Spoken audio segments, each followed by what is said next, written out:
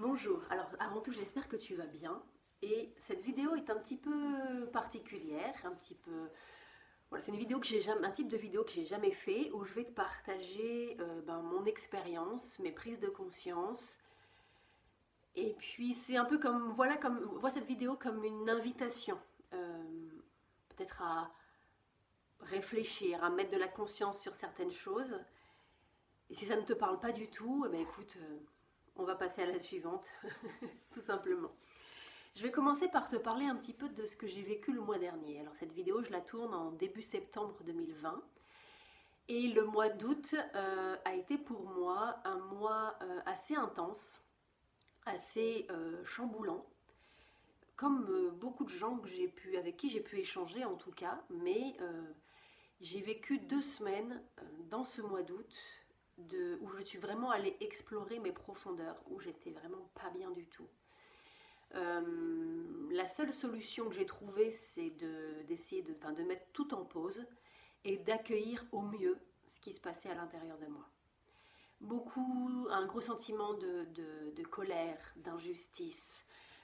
Toutes les blessures, je dis bien toutes, sont remontées en puissance. J'étais en réaction sur tout, envie de pleurer tout le temps, les émotions à fleur de peau. Ça faisait très longtemps que j'avais pas eu ce genre de poussée profonde. Bon après, évidemment maintenant avec le recul, avec l'expérience aussi, après avoir passé, je dirais, différents moments comme ça dans ma vie, je sais que sont des moments de nettoyage, des moments qui permettent de se réaligner pour plus de cohérence, plus de prise de conscience, plus de lumière et plus de guérison également. Mais je t'avoue que sur le moment, c'était très très inconfortable. J'ai réussi à calmer au mieux ce sentiment de panique et de ne pas m'affoler. Donc voilà, j'ai géré comme j'ai pu, mais c'était pas évident. Maintenant, avec le recul, je dirais que c'était vraiment un moment d'exploration de mes ombres.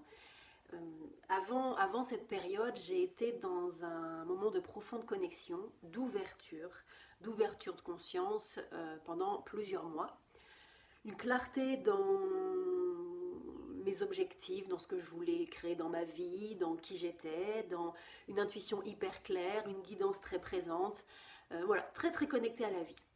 Et puis, ces moments un petit peu d'exploration de mes profondeurs au mois d'août, pour moi, ça a été comme une résistance de mon ego qui est venu complètement auto-saboter tout ce que j'avais mis en place qui me faisait du bien. Je n'étais plus du tout capable d'écouter, de faire, de me nourrir de ce qui m'inspire et de quelque chose de lumineux.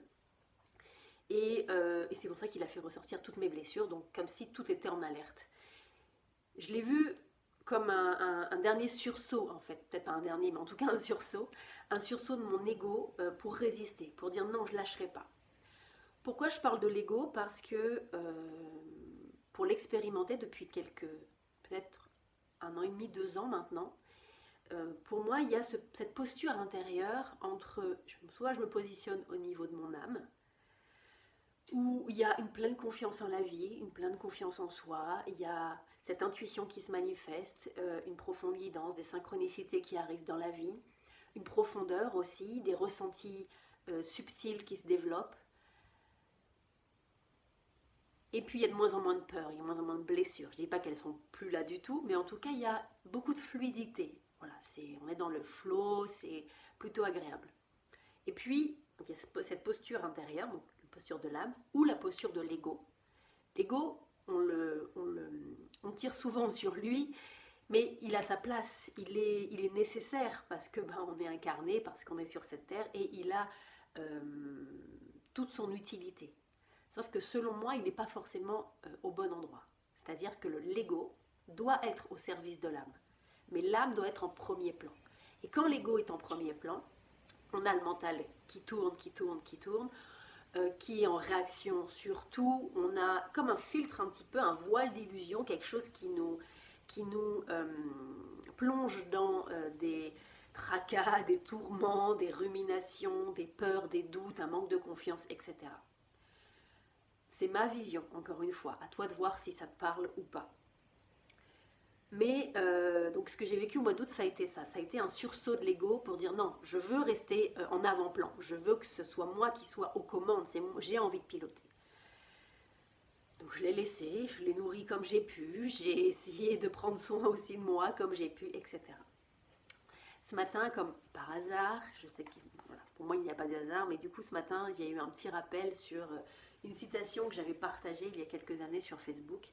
Et c'est une citation de Carl Jung et je l'ai trouvée tellement appropriée à cette vidéo que je voulais faire, qui dit on ne parvient pas à l'illumination en imaginant la lumière, mais en prenant conscience de la noirceur.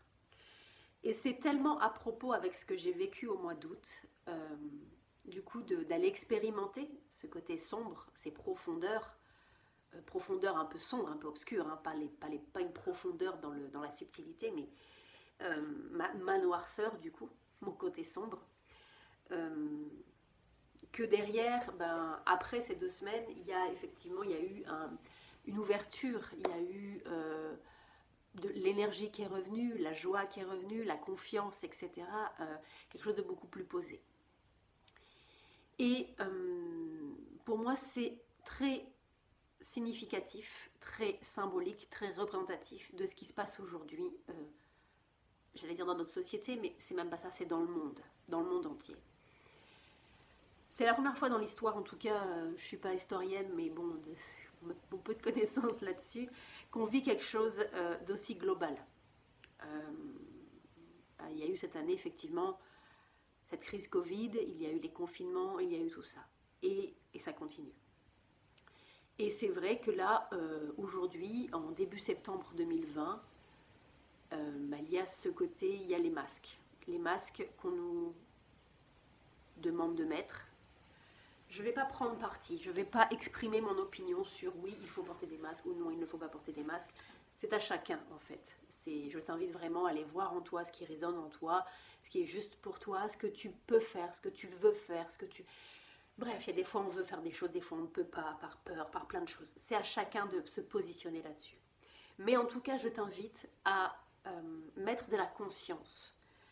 Plus il va y avoir de conscience, plus il va y avoir de clarté dans ce qui se passe, et plus ça va être facile pour toi, pour moi, pour chacun d'entre nous, de faire un choix juste, un choix juste par rapport à nos valeurs, par rapport à qui on est, par rapport à ce qui est cohérent pour nous, par rapport à ce qui a du sens et par rapport du coup à cette posture au niveau de l'âme. Aujourd'hui, après avoir traversé ces 2 semaines pleines de peur, pleines de doutes, aujourd'hui je réaffirme mon positionnement par rapport à l'amour inconditionnel, opposé à la peur. Aujourd'hui je réaffirme mon positionnement par rapport au vivant, par rapport à la nature, par rapport à l'être humain, par rapport à notre humanité, par rapport à nos enfants, par rapport à notre chère terre-mère, par rapport au végétal, par rapport à l'animal. Pour moi, c'est ça qui me guide en fait. C'est ça qui a du sens pour moi. Et c'est suivre ce mouvement naturel, cette synchronicité de la vie. C'est suivre ce mouvement-là. Et je t'invite à aller faire tes recherches, au-delà des masses médias, évidemment, pour aller plus en profondeur, pour te faire ton opinion par rapport à tout ce qui se passe aujourd'hui. Parce que au-delà de porter un masque, et là je vais aller plus dans la symbolique, dans ce qui moi me parle, encore une fois, je ne partage que mon opinion et ma vision des choses et de ce que j'ai pu prendre conscience ces dernières semaines, mais ce qui émerge en moi depuis 4 mois, je dirais, 4-5 mois, à travers mes rêves, beaucoup, à travers mes ressentis, à travers l'énergie que je perçois, et quelque chose quelque chose qui amène vraiment à aller en profondeur, que chacun d'entre nous aille en profondeur et je dirais prenne position. Pourquoi je dis prendre position? Parce que je pense qu'aujourd'hui, il est important de prendre position, de effectivement cette position, ce positionnement, amour, peur, âme, ego. On peut faire plein de parallèles comme ça. Prends ce qui te parle. Mais il est essentiel. Il y a quelques mois, il y a quelques années, j'aurais dit non, enfin, même moi, je n'allais pas forcément chercher les informations, en tout cas certaines informations, euh, pour plein de raisons. Et parce que je ne voulais pas forcément m'alimenter de tout ça. Et la dernière fois, je me suis dit, mais un peu comme la citation de Carl Jung que je viens de te citer, je me suis dit, pour comprendre ce qui se passe et pour pouvoir me positionner en conscience, faire des choix en conscience, il est important que je comprenne ce qui se passe. La connaissance pour moi est une des clés. Donc aller chercher cette connaissance, aller chercher ces informations, pour moi est important. Et aujourd'hui, oui, effectivement, je vais faire tout mon possible pour rayonner, pour envoyer le maximum d'amour dans mes méditations, dans le regard que je pose sur les gens, dans l'énergie que j'envoie, dans les gens, dans les mails que j'envoie quotidiennement, effectivement tout ça c'est important. Mais je sens vraiment, en tout cas je suis appelée du plus profond de mon être, du plus profond de mon ventre, de mes tripes, à dire aujourd'hui quelque chose et à me positionner. Et ce qui est pas forcément très confortable pour moi. Ce qui me demande, ça fait plusieurs semaines que j'entends ça, que je sens cet élan, mais que je ne sais pas comment dire. J'ai peur de blesser, j'ai peur d'être jugée, j'ai peur de tout ça. Mais en fait, je ressens tellement que c'est au-delà de moi, en fait. C'est pas Gaëlle qui a ses peurs, c'est pas Gaëlle qui a ses questionnements. C'est un mouvement, en tout cas, qui pour moi est global. C'est la première fois, je disais tout à l'heure, c'est la première fois sur la Terre que on a ce mouvement global. Et ce mouvement global, il peut être soit alimenté par la peur, soit alimenté par l'amour. Moi, il y a un exercice que j'aime bien faire quotidiennement et que du coup je refais là tous les jours parce que ça a encore plus de sens.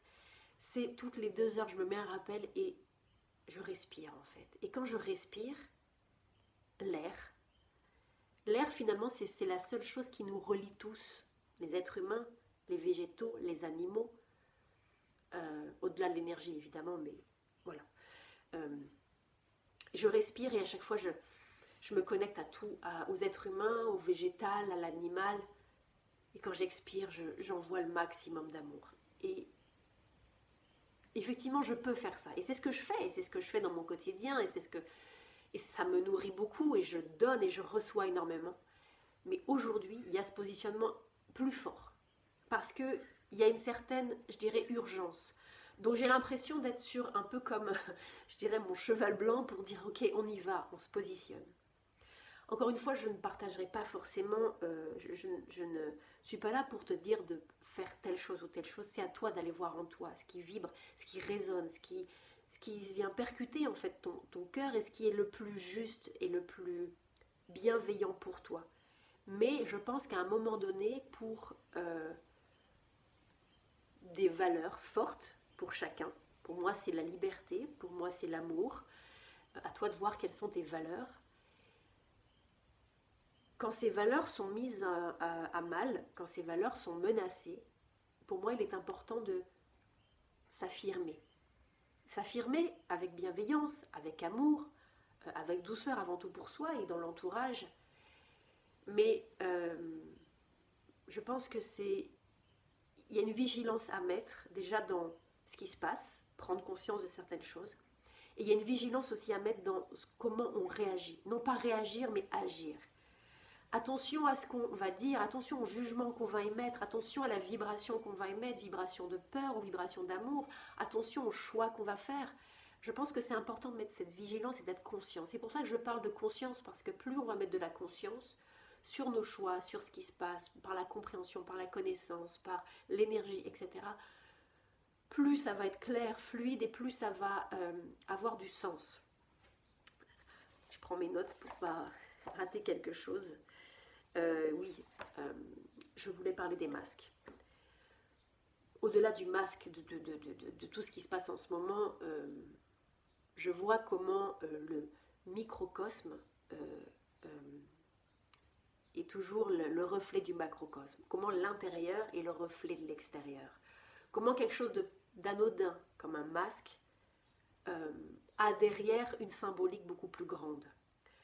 Pour moi, le masque, c'est quand on parle de l'ego, de l'âme, on dit que quand c'est l'ego qui est en premier plan, quand c'est l'ego qui est aux commandes de notre vie, il va mettre en place des masques, il va mettre en place des gardiens pour asseoir sa souveraineté, pour asseoir son positionnement.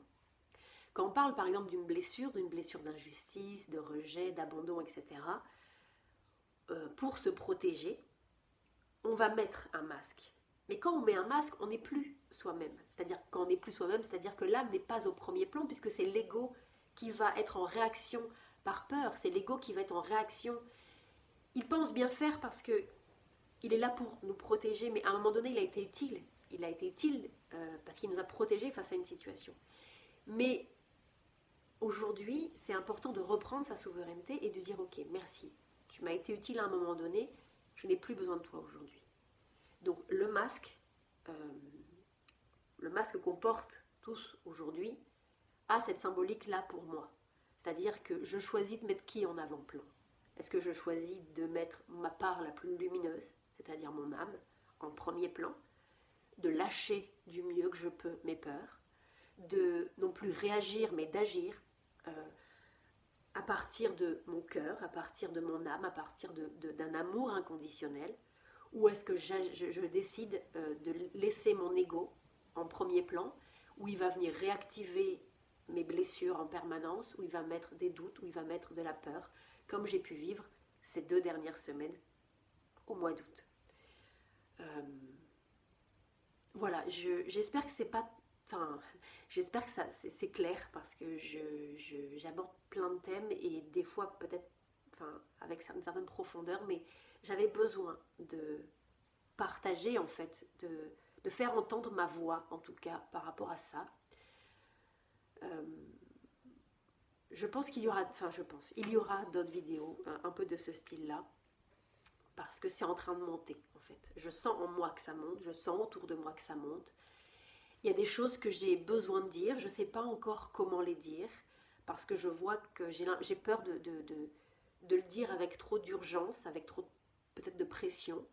Donc c'est pas encore le moment juste pour moi de le dire, mais voilà, je t'invite vraiment à mettre de la conscience sur tout ce qui se passe aujourd'hui, à voir les différents degrés de profondeur de ce qui se passe, au-delà de quelque chose de peut-être anodin, pas anodin, mais en tout cas de très, je dirais, dans notre quotidien, mais d'aller voir la profondeur de ce qu'il y a derrière, en fait, de ce que ça implique pour l'être, pour la liberté de l'être, pour cet amour, et de choisir en conscience ta posture, ton positionnement.